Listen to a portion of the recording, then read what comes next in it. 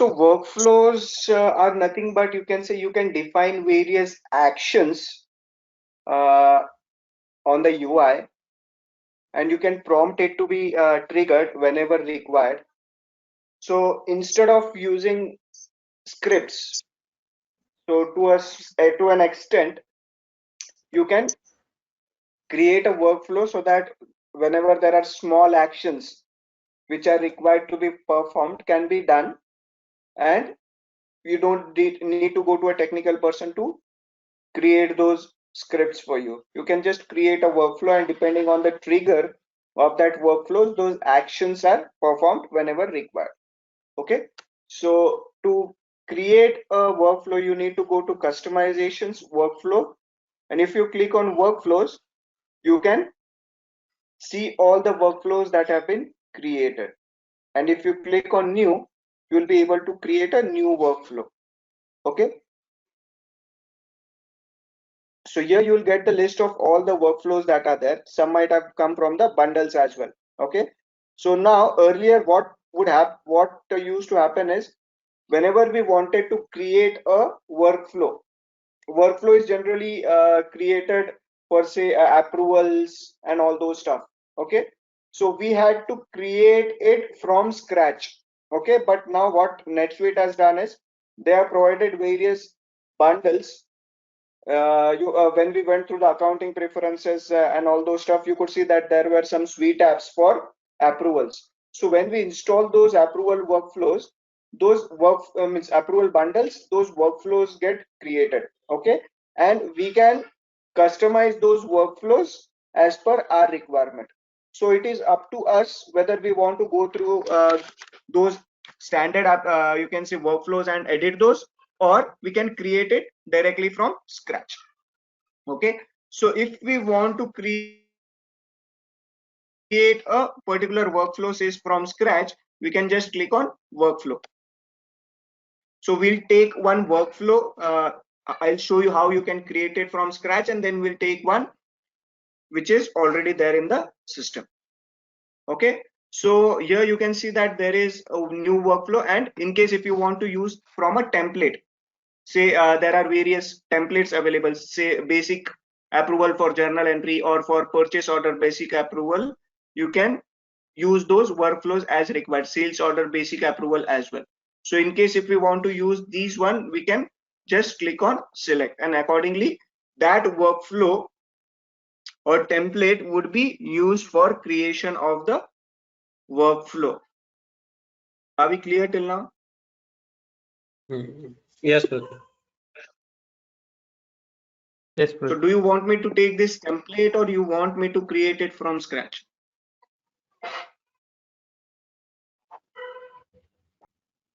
From scratch is good. Okay. So before going to that, I'll show you one basic workflow what is had. So here you can see whatever these rectangle box are nothing but a state.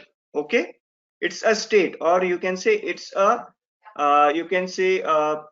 whenever a particular thing we want to trigger, we can define what should be there in that particular you can say state, and on that state you can define various actions. Okay, whether you want to show a button, or whether you want to lock the record, or you want to navigate from one record to another, or you want to approve something, you can set those actions here. Okay, so in case if you want to create a new action, you can click here. In case if you want to create a new state, you can click here, and accordingly a new state will get created.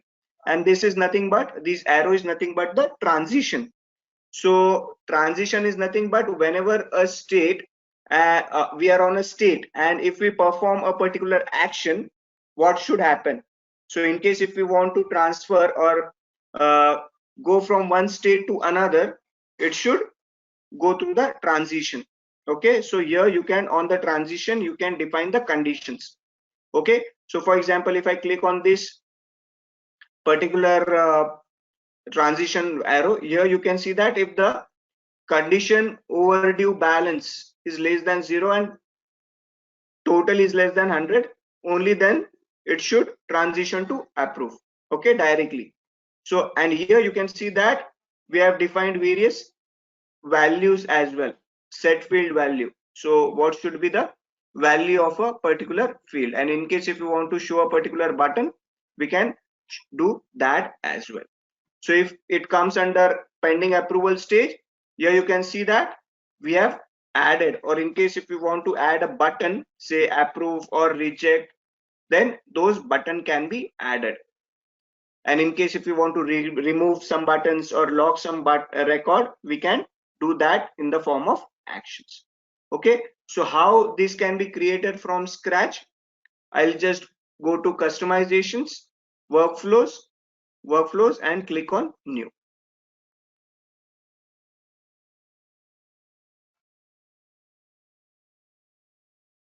Okay, so here you can give it a name, test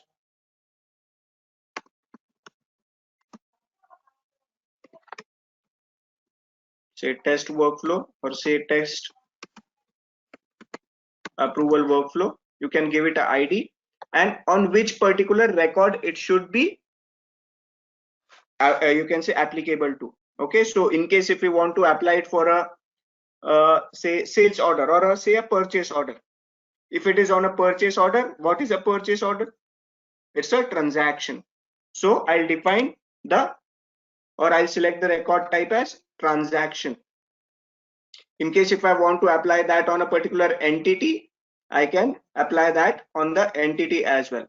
Okay, so I'll select transaction, and under once I select the transaction, I'll have to select the subtype. Subtype is nothing but the transaction to which it should be applicable to. Okay, so for example, if I want to apply it to a purchase order, sorry, if I want to apply it to a purchase order, I'll select the subtype as purchase order. In case if I want to apply that for multiple transactions or multiple transaction types, I can do that as well. So in case if I want to apply the same workflow to purchase order as well as sales order, I can do that as well. Once this is done, I can keep the description empty as it is. Then we have the release status. Okay, in case if it is in testing, then only the person or the owner of this particular workflow would be able, or whenever he tests it or does something, that workflow would get triggered. If it is released, it will be applicable for all the users who are entering a purchase order, or it will go through the purchase order will go through the approval as required. If it is suspended, then it will not be in the use. Similarly for non-initiated. Apart from that, there are some other rules as well, right? Employee center rules, or say advanced partner center rule. So in case if we want, if those are running, then those roles might have some restrictions, or it might not have some permissions, right?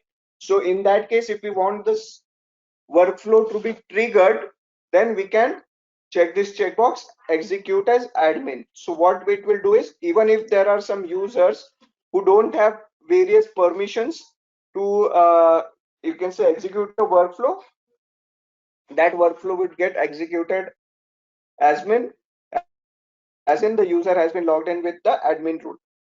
Apart from that, whether we want to keep the history or not, so whether we want that to be only when testing or never or always, we can define that. So it will just keep the history of that particular workflow. Apart from that, whether these particular workflow, when it should be triggered, whether it should be on an event based is nothing when, such as when we edit a particular record or save a particular record, it will define the initiation, or whether it should be scheduled in the sense whether we want to run this workflow on a regular basis, say hourly, daily or weekly, we can schedule it as required. So if I click on schedule, I'll have to define the schedule when it should get executed. But in case if we want that to be event based, we can keep it at event based. Apart from that, what should be the event, whether it should be on create, or if we or edit a particular record, it should get triggered.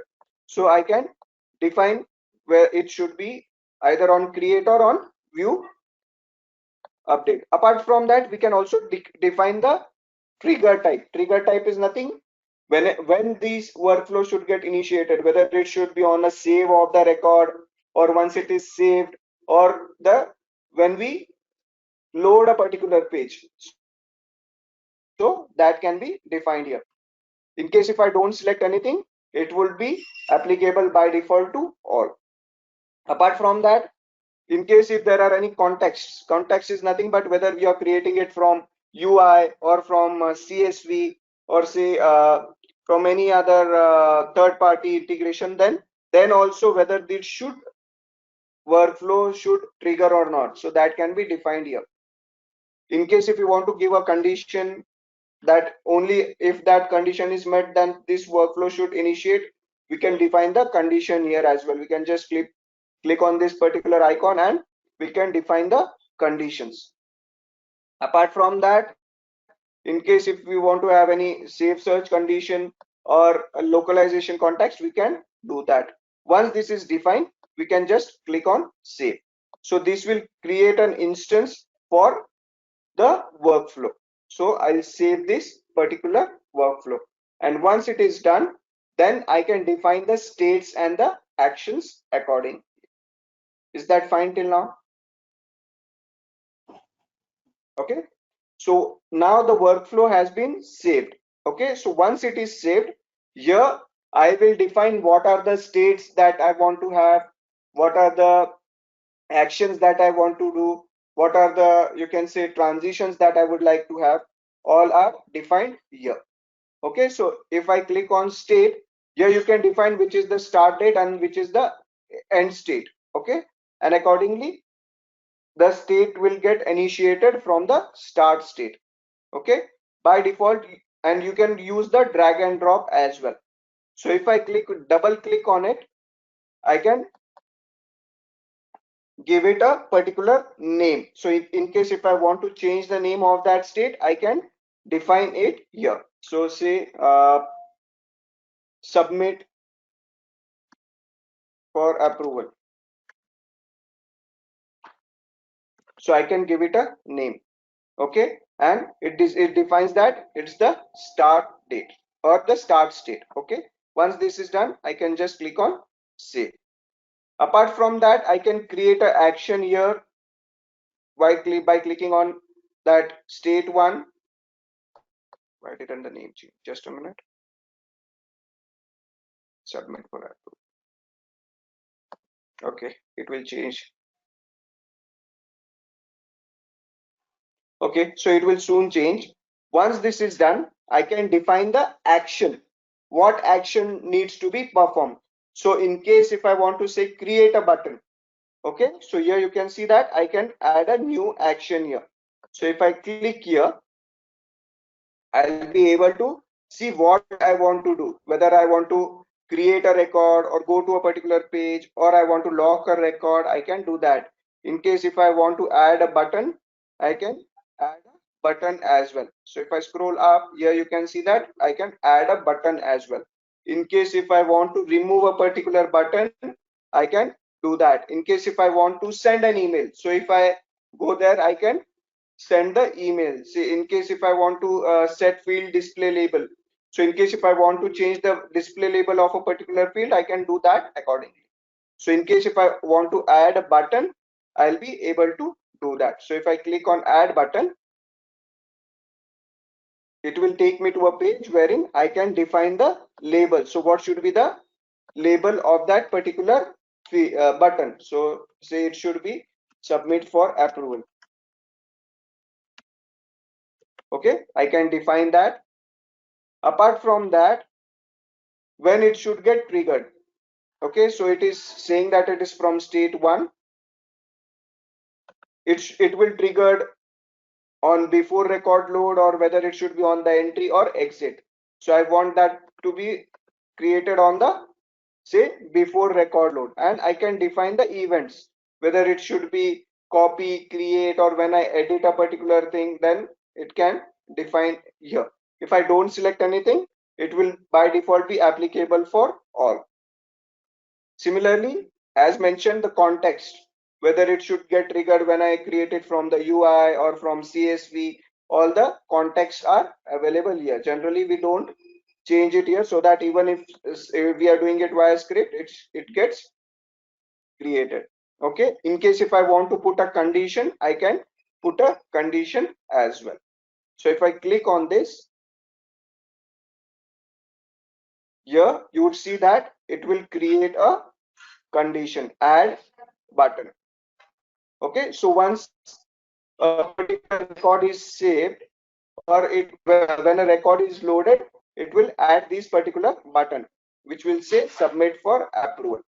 Okay, in case if I want to add one more state, I can do that as well. I'll just have to click on new state. A new state will open up, and here I can give it a name. So say it should be, say, pending approval. So once I pending approval. So once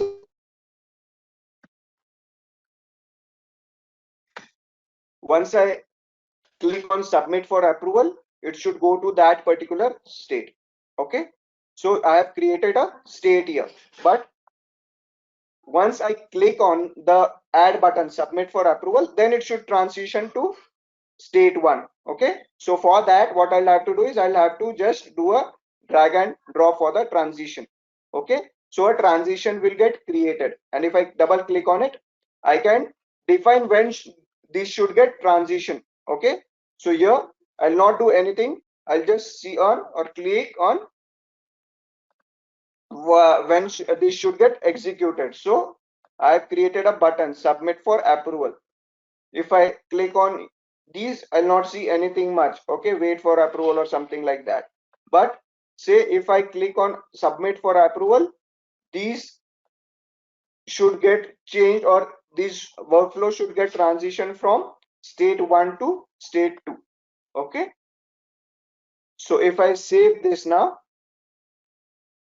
here you can see that it will transition from state 1 to state 2, and it will execute on when the button submit for approval is clicked. Okay, are we fine till now?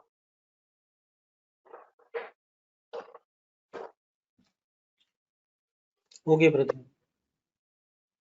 Hello. Okay, so if I click on, say, enter purchase order,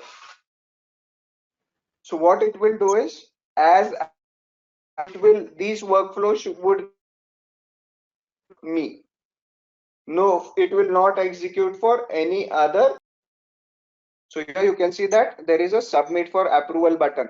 The other button is coming from any other approval, but the one that I have created is coming from here. So say I'll just, instead of submit for approval, I'll say I want only submit. Okay, so I'll just go to that state 1, and instead of these submit for approval, I'll just change the label to submit.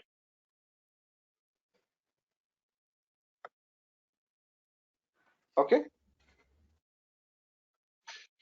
so I'll change the label to say only submit.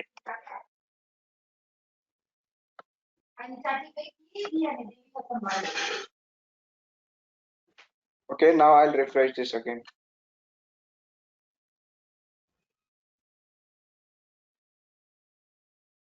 Okay, so here you can see that we have added a button with the help of a workflow. Okay, but why this is currently inline, or why we are not able to edit, you can say click on it, because we are in the edit mode. These will show up only when I open it in the view mode. Then I'll be able to click on this submit button. Okay, are we fine till now? And if I scroll down, if I want to see if something is running under that particular workflow, or on that particular transaction, I can just go to the system information, and there under system information you will be able to see the list of workflows that are currently running on that particular page. Are we fine till now?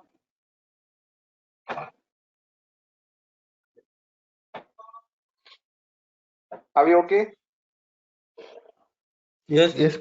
So similarly, you can go ahead and create various states. Okay, you can create various states, you can create various actions, and you can put in various conditions as required.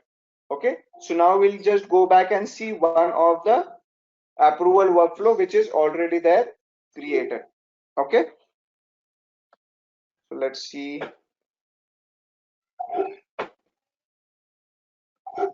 Okay, so let's take this particular basic purchase order basic approval.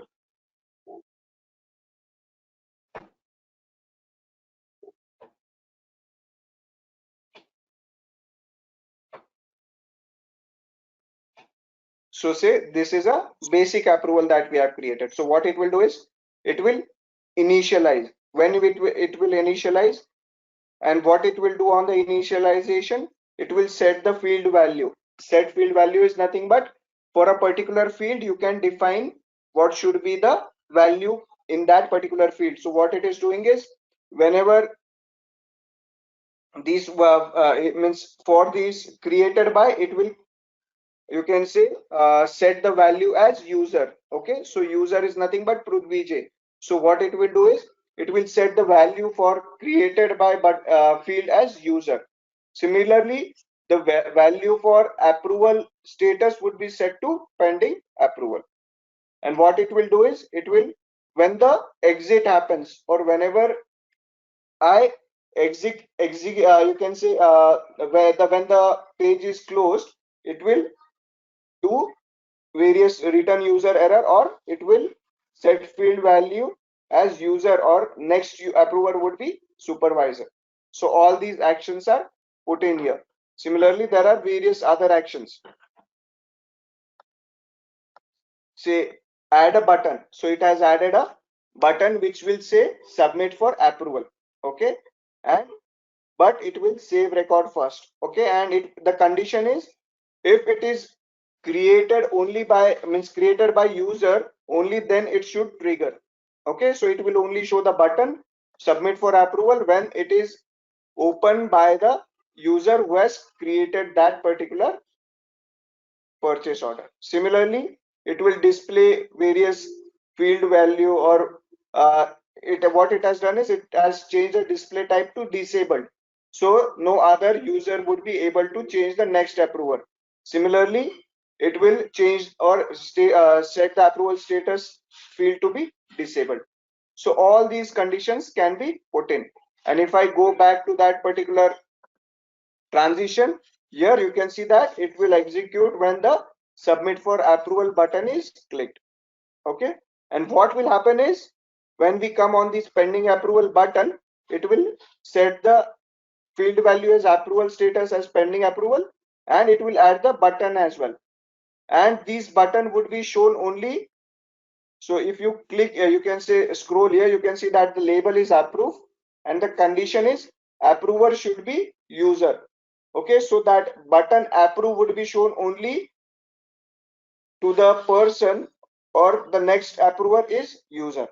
Okay, and also the record is logged so that no person is able to edit it. Okay, and once this is done, once the, you can say, if I click on this transition, you can see that it will execute on the button of approve. So whenever a particular user clicks on approve button, it will come to that state. If I click on reject, it will come to this particular state. Okay, and if I click on approve, what it will do is it will set the approval status, you can say, value of that field to approve. Okay, so the status of that workflow, you can say approval status of that particular purchase order will change to approved, and it will not no more be pending approval. And similarly, what it will do is it will send the email as well, that who has created it, what's the purchase order ID, and it will say that the subject would be PO so and so number has been approved. So all these actions, all these states can be put in a particular workflow. These is a basic workflow. These workflows can get, you can say, complex as we move on, as we gain some practice. Are we okay till now? Any questions related to workflows? So we have understood how we can create a workflow, how we can apply it to a particular transaction, or whether we want to do it for a particular entity, say employee, customer, vendor. We can define that. We can also define the event stages on when it should get triggered, whether it should be event based or whether it should be scheduled. And once that is done, then we can define the states and we can define various actions on a particular state. And we can also define which would be the start state and which would be the end state. So currently you can see that there is a here. So what these particular thing means is that the status of that particular purchase order will always be approved. It will not exit that particular workflow. Are we okay till now? Any questions related to Pradeep, can workflows? So this one, with respect to saved search condition, will it use the filter in the saved search uh, for that condition to Save work? search condition is generally used when we want to schedule a particular workflow. I have not seen I've not seen much workflows which are created, event based workflows which are you can say which are using save search. So save search are used generally for say schedule. So if there is a result in a particular save search, only then it will get executed over a period of time. So Okay. depending So for on all the the records, save search results, say a save search has 100 results. Okay, so it will get executed depending on the condition, depending on the triggers. It will get executed for all those 100 records at once. Okay. Okay. Any more questions? Prithvi, can you show that suppose we have created a workflow, so who will be the next approver where we can define which role it will be get passed for approval or which user it will be get It's approved? the condition that we are putting, right? It can be a role or it can be a user. So currently in this particular state, if I come here, set field value. Okay. Okay. Just a minute. So here we have put in initialization. Here we have set the value as well. And who is the next approver? Okay. So here the user should be supervisor. So what it will do is, so if I edit this, it will set the next approver as the supervisor of that particular person or the user who is creating it. Okay. So here you can see that I have put in the condition as record should be user and the field should be supervisor. Okay, so what it will do is Suppose on the any purchase order, yes, there cannot be 2-3 supervisors. There can be only one supervisor. okay. If I go to a particular employee, the employee will have only one supervisor. How can there be 3-4 supervisors? In case if you want that to be on a role, instead of the supervisor, I want that to be a role. Then instead of supervisor, I'll select that or I'll put in the role. Okay, so I'll not define the you can say here I'll not set the field approver as next approver, because if I click on next approver, it will show me the list of all the employees. Okay, if in case if I want to use a different field, not the approver, say next approver role, I can create a custom field which will have the list of all the roles. So here I can define the field as next approver role and who should be the next approver role. So in case if there are 4 or 5 people who are having the same role, we'll be able to see that particular button. Do you get it? Okay. Okay, so this is how you can define various you can say actions. You can define or set various actions as required. Any more questions? Okay, so there are some purchase orders which are still pending with him. Yes. So generally what we do is we can also show that particular button to multiple users. Okay, currently we have only shown one user.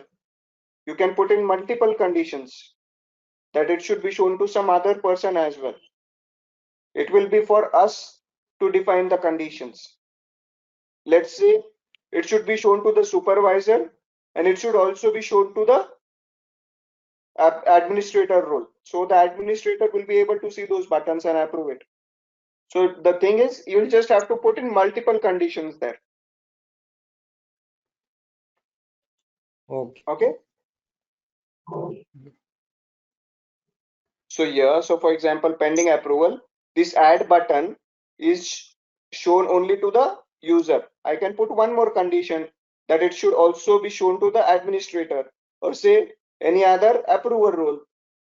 So if I come here, this is the condition, right? So if I click on it, you can see the other page as well, right? That opened. Next approver, any of user. You able to see that window? Workflow condition. Hello.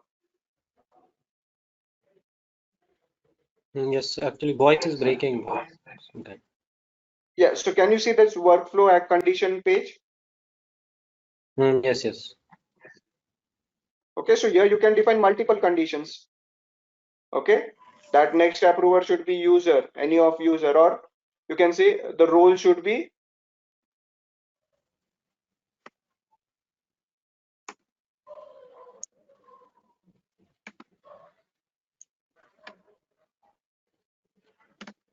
say user role. So user role should be administrator or any other role. So here I can define the role as well. And I can put in the condition as well. So in case if that needs to be administrator or say US controller. Okay.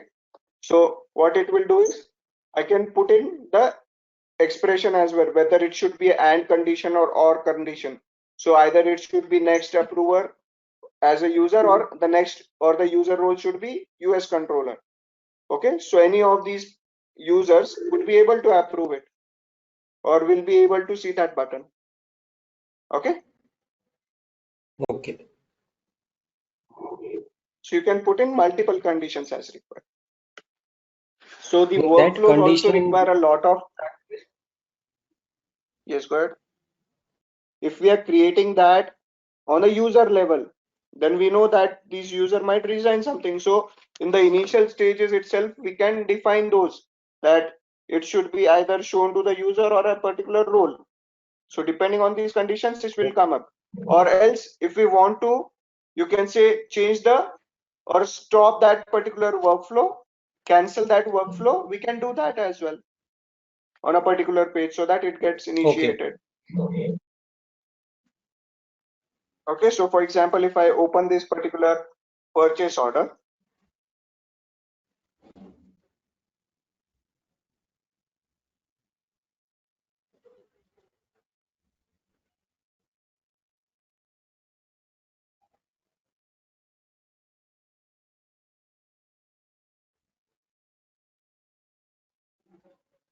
okay, so this is a particular purchase order, say, and if I go to system information, here I'll see what are the active workflows. Okay, so if I click here, I'll get the list of all the approvals which are there in a particular stage. Okay, and if I cancel it, it will get cancelled and the workflow will get triggered again if the conditions are met. Okay, so it will again go through the approvals if required. If we have already made the Thanks. okay. These workflows require a lot of practice. It requires a lot of hands-on. Until unless you do a trial and error, you will not be able to create a workflow. And these workflows are not that simple, they are complex. Okay.